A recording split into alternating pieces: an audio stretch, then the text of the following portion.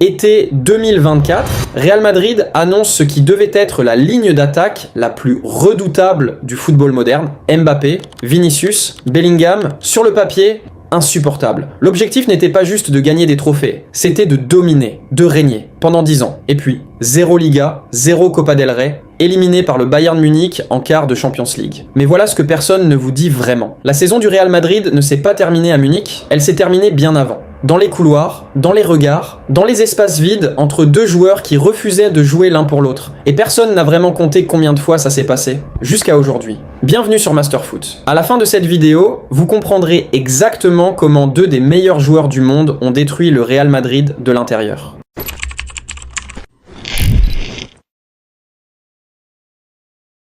Ce trio, ce n'était pas un accident. Madrid chassait Mbappé depuis 2017, 7 ans de patience, des offres records refusées, une prolongation au PSG en 2022 qui leur a brûlé le visage. Et pourtant, jamais abandonné. En été 2024, transfert gratuit. L'héritier de Ronaldo était enfin là. Vinicius, lui, n'avait plus rien à prouver. Buts en finale de Champions League, candidat sérieux au Ballon d'Or. En 2023, Madrid lui offre une prolongation. Pas par obligation, par conviction. Message clair au monde entier. Ce gars, c'est notre présent et notre futur. Et Bellingham, 20 ans, 23 buts dès sa première saison. Le lien parfait entre le milieu et l'attaque, la pièce manquante. Avant même le coup d'envoi, les questions n'étaient plus « Est-ce que Madrid peut gagner ?» Elles étaient « Est-ce que quelqu'un peut les arrêter ?» Et puis, la saison a commencé. Très vite, quelque chose clochait. Pas seulement dans les scores, dans les corps, dans les attitudes, dans les silences entre deux joueurs censés être partenaires.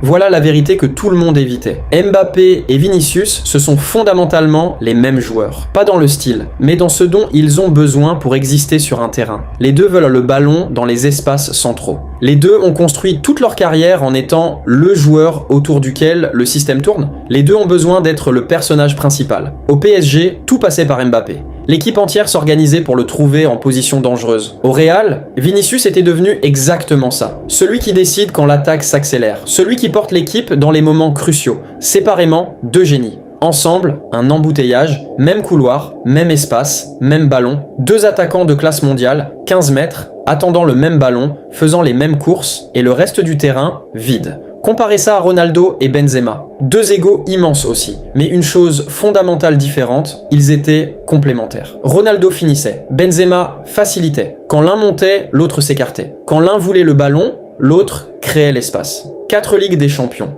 Pas par hasard. La différence n'était pas le talent. Mbappé et Vinicius ont autant de talent, peut-être plus. La différence, c'était le choix. Ronaldo et Benzema ont choisi le collectif. Mbappé et Vinicius ont choisi eux-mêmes. Laissez un commentaire. Vous pensiez vraiment que ce duo pouvait fonctionner ? On débat sur Masterfoot.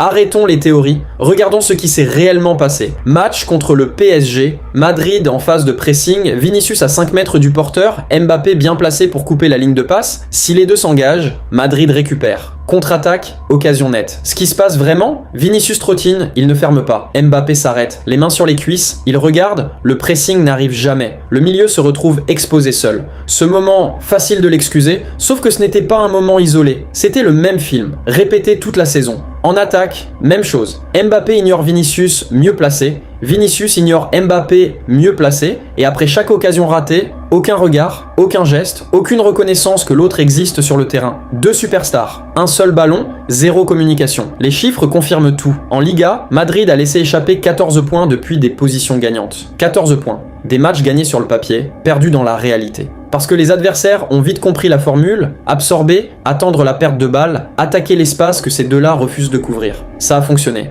Encore et encore. Abonnez-vous à Masterfoot. La suite, c'est là où tout bascule définitivement.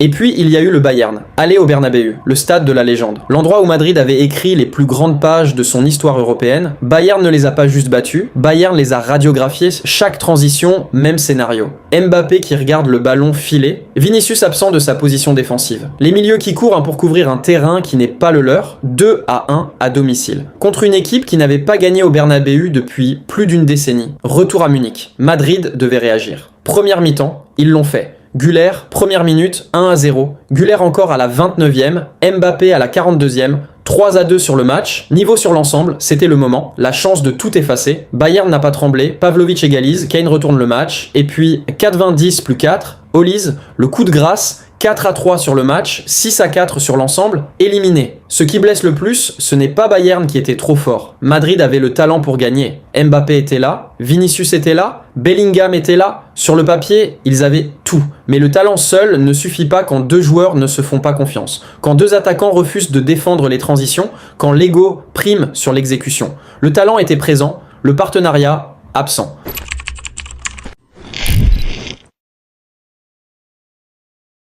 Madrid se pose désormais une question qu'il n'aurait jamais voulu formuler. Ce duo peut-il encore être réparé, ou l'un des deux doit-il partir? L'histoire du football est claire là-dessus. Les grandes dynasties ne se construisent pas sur deux stars qui veulent le même rôle, elles se construisent sur des joueurs qui acceptent de se compléter, qui choisissent le trophée plutôt que les projecteurs. Ronaldo et Benzema l'ont compris, Mbappé et Vinicius, pas encore. Et pendant ce temps, le palmarès reste vide. 0 Liga, 0 Copa, 0 Champions League.